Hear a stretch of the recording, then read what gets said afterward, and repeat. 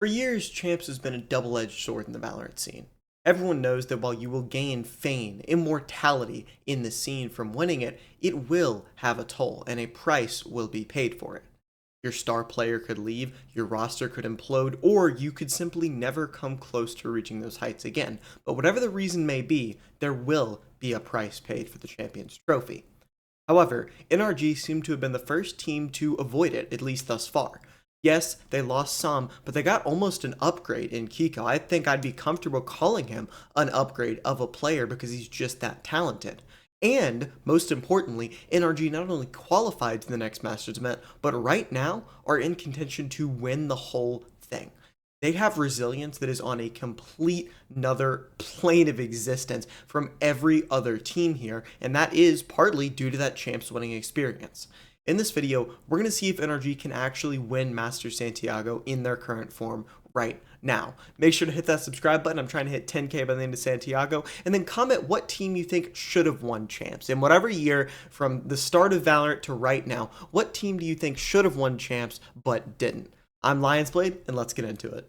NRG threw a fake towards A and then cut noise on their buy round here, but if you've been watching Americas, you know this is not the comp that they were running regionally. They switched it out for the Masters event. They had a Teo, now they have a Vice, and they had a Waylay, now turned into a Neon. The Vice is a double-edged sword. You're running into a lot of these double duelist comps that BBL are running, so it does make sense that you want to play the only Senti that has any real chance of hard anchoring a site in this meta.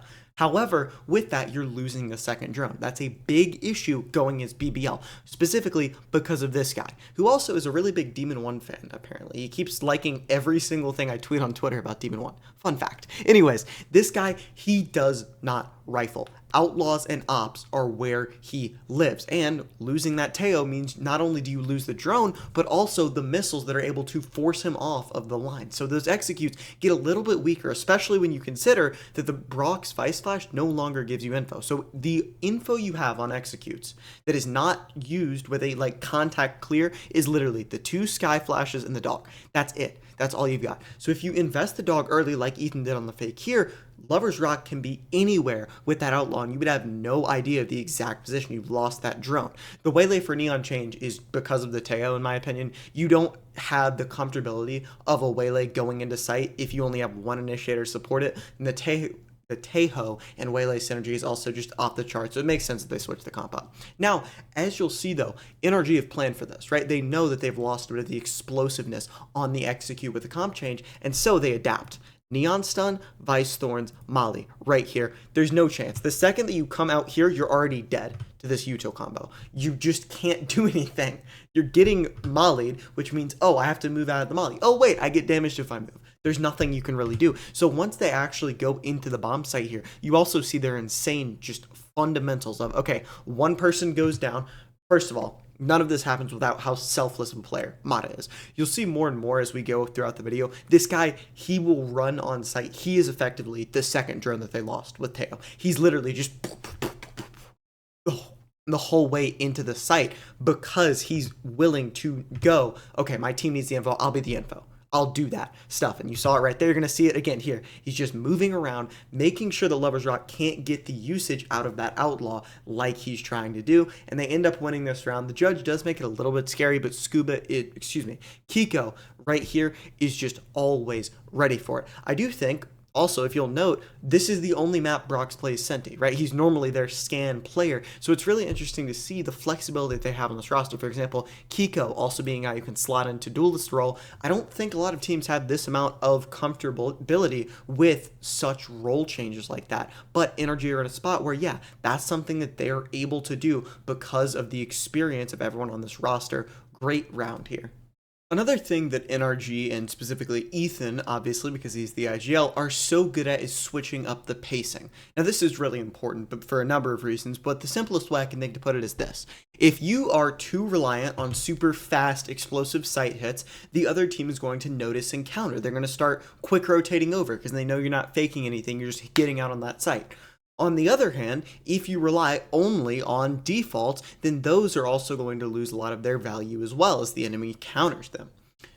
Therefore, to be a really good and effective Valorant team, you need to use a balance. You need to have both at your disposal, be able to execute both of them at a high level, and mix up when you do them. NRG are one of the best teams, in my opinion, in the world at understanding that and actually executing on it, right? Mata ignored some of the aim going on here, but within 20 seconds, NRG are on the site in a 4v3 post play. They avoided the op as well, by the way. There was an op down there. Granted, that may have been due to luck, but it also could have been a tendency from BBL that they like to have their op on A. Whatever the reason, though, NRG have switched up the tempo and immediately done exactly what they want to do, which is get on site in a man advantage situation, and it works out for them. Again, stuff like this is what separates teams at this VCT level. Being able to execute on concepts like that is how you become a championship team and how NRG are looking to win a Masters here. And you can look even in the post plant, they're swinging together, getting those kills, and they force the save out of BBL. Going to save that operator 2-2.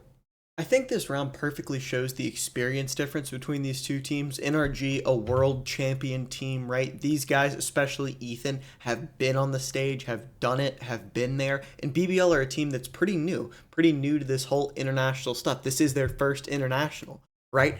So with that comes mistakes. They're going to happen to every single team. For example, right here, Ethan spotted him on the jiggle. He's going to call for a reclip because he knows this is what Lionzblade is most likely to do. They do that. Remember, they're on an eco round here, 10-5. They lost pistol, lost their buy round. It is dire straits right now. You almost have to win this round. And with this reclear, they don't catch Lover's Rock, but the Omen, who is paranoying so he could try and get forward, ends up dying. Now, this is where it gets, I think, sloppy from BBL. They have their Neon go on site, which, you know, buy round versus Nico, but he does have a judge, so it's not a terrible thing. What really starts making it a bad decision is when, keep in mind, they start rotating over towards B. You've lost your smokes, which means Heaven is going to be unsmoked. So this Fatal isn't to help your Neon on site. It's so Fade can feel comfortable about scaling out. As you can see here, it tags nobody, but because Larock is embedded on site, he can't watch Heaven either. He's fighting two people. So Fade ends up walking out, not even looking Heaven. He's looking forward. If you'll notice right here, I'll replay it, try and make it a little easier. He's not looking Heaven. He's looking forward. Right? Dies to Heaven there, and then it's just a round over, effectively, as soon as Lover's Rock goes down, because it's a 1v3 here, and there's nothing that Cruin's really able to do. So again, just those type of mistakes that NRG isn't very prone to making, and also NRG putting them in a position where BBL can make those mistakes, right? For example, the reclear, where Omen gets caught in a situation where he can't back out. I'm sure he would have liked to, but that's how you snowball these eco rounds. Let your opponent make mistakes, put them in positions where mistakes can be made. That's how you'll win the round, and that's, again, something NRG is very good at. It's 10-6, and it looks good initially for BBL. They have a weaker buy, but there's no outlaw for NRG, and by the gift of God, they get the first blood. The only way this could go bad is if, for example, a lurk on the other side of the map decided to take a random 1v1 while they were up numbers. Luckily, this is Tier 1 Valorant, so that's what's going to happen here. I'm so tired. And then the Viper does the same thing mid, trying to take an aggressive lurk timing, and the Mata just slides in to add insult to injury. I want to reiterate, by the way, they just got a numbers advantage. Like, when he takes this fight on the other side of the map that they have a chance to actively call back into, right? You're up numbers, you're the smokes, you just died early on last round. Your team arguably lost the round because of that, because of the whole Heaven situation. And he still takes this fight. Kiko's spamming the angle. It's revealed in the replay. It's because he can see his shoulder. Just why? Okay, I know in his head he's thinking, hey, he's spamming close, I can wide swing him, get the kill, but there's just no need. There's not a need. It throws the entire round 10-7 here. NRG are gifted a lifeline back into this by just a non-heads-up play by BBL. Now, it's 10-8, and BBL are doing yet another quick A-pop. There's a pit mid for NRG. But this is why NRG are running the Vice. You'll see what I mean here in a second. I've talked earlier about the defensive stall that it provides that no other Sentinel really can, especially in this meta, and you'll see what I mean right here. Yoruel and the Neon goes into pop. Now, Neon just dies to full spam, right? Ethan gets this kill off of spam through a smoke, but then watch what he's able to do. Because these Thorns are out, not only can BBL not scale off with the Neon wall, right? Try and get in the site, they can't do anything off the Yoru ult either. So Yoru is left alone on site. Ethan drops, gets the kill on him, and then they're forced to just dry walk out of the choke point. They don't have any flashes because Yoru is on site and then dead. So that's pretty much the round right there, attributed to Ethan getting that spam kill and then the stall utility. It's great stuff. Ethan, by the way, is still underrated as a fragging IGL somehow, especially in those big games. He is always there, especially with all of his assists that he's getting off of just probably being the greatest flash initiator in the history of Valorant. I don't think that's hyperbole either. He's legitimately that good. Saves this round for NRG. Now, this is the round that made me believe NRG could win this event. I won't lie to you. I did think they had a shot coming into the event at doing well, but I didn't really consider them favorites for the win. After all, there were so many unknowns. This event has been wild thus far, but they've shown something that can't be stopped, something that can't be, especially with a lot of these newer teams, replicated that easily, and that is the nerves of steel. When the game is on the line, NRG delivers, and there's no better spot to show it than this 4v2 retake on the B site, right? They normally have like the percentage, I think like AWS percentage or whatever. They didn't show it here. I don't think it's right a lot of the time, to be honest, but it would have been interesting to see what it said here. But right here on the retake, the first kill is just intuition. You know that this smoke is probably so someone can reposition from that spot there. Just a high IQ play by Brock. But then the site gets cut off. I want to keep in mind the environment they're playing in, right? Santiago is probably one of the most hype crowds in Valorant history. They are screaming right now. The casters themselves at this clutch got so excited, one of them accidentally unplugged the microphone, like audio jack thing. That is how hype the environment is right here. Brock able to get the isolated kill. Scuba gets his, and then they know the last guy's backside. Just a beautiful round, and I want you to keep in mind how over it was, right? It was a 4v2. When I was watching this live, Brock got one on site, and I was wondering about like what his mental state was like. Or, excuse me, Mata got one on site before he died, and I was wondering what he was thinking. Because obviously in my mind it's already over, so I'm thinking, I wonder if pro players, when they get one and done, are like, I did my job. I wonder what he's thinking, because I thought it was that over. I could not have been more wrong. This was, without a doubt, one of the most hype overtimes I've ever seen. The crowd made it so much better, and I highly recommend, if you've got an extra 10-15 minutes of your day, to go watch this. I would love to show more rounds, but unfortunately, it's 6 a.m. and I need to upload at 7. So, not much I can do. I would like to point out, though, the pressure is being felt by the players. I don't think that's where the orb was supposed to go.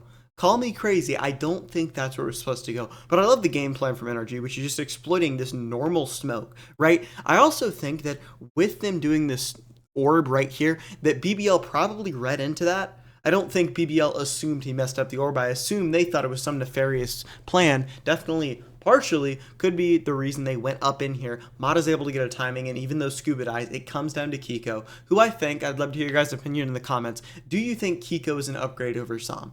Yes or no? He certainly played like it here, getting them into that 3v2. It's not done yet, but they will end up wrapping it up. Thank you guys so much for watching. Let me know what video I should make tomorrow in the comment section below. Join the Discord if you like my videos and want to talk more about VCT, and I'll see you guys next time. Peace.